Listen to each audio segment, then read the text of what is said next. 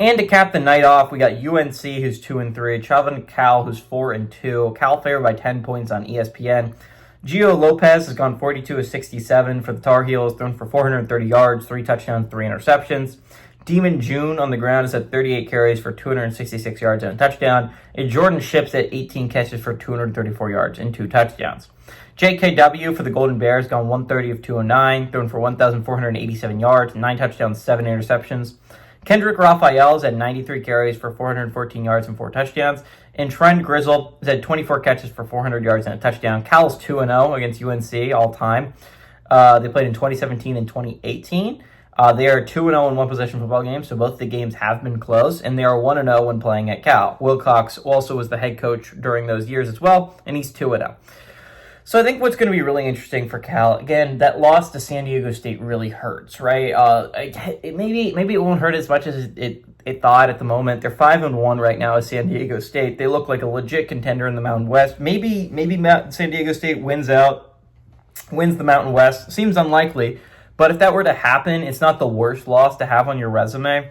Also, the Duke loss at home isn't great, but it's also not the worst loss of all time. If Duke wins out and they win the ACC, it's not the worst loss to have. So you're going to have to win out if you're Cal. Go 10-2, obviously, to put yourself in even a position where you could possibly get an at-large berth. The problem is, the thing is, down the stretch, is Cal can absolutely play their way into the playoffs, kind of, right? They play Louisville, they play SMU, and they play Virginia. And if they beat Virginia, they're going to put themselves in a decent spot to get an at-large berth over Virginia, because they would both be 10-2, even if Virginia would go to the ACC championship, maybe even if they don't.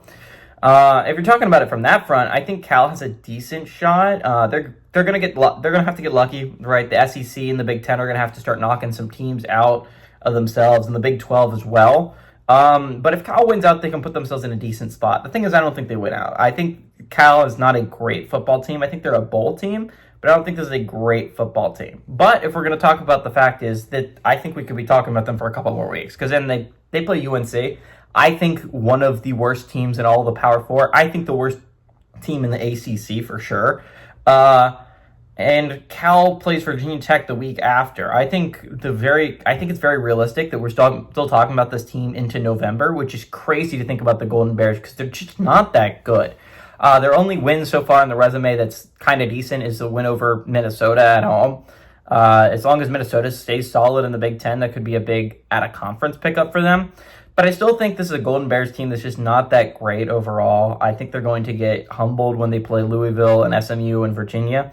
But I do think they're playing the worst team in the ACC. They had a bye week to prepare for it, and they're coming off a rough loss to Duke. I think they absolutely clobber UNC at home late on Friday night. Give me the Golden Bears to win and cover at home.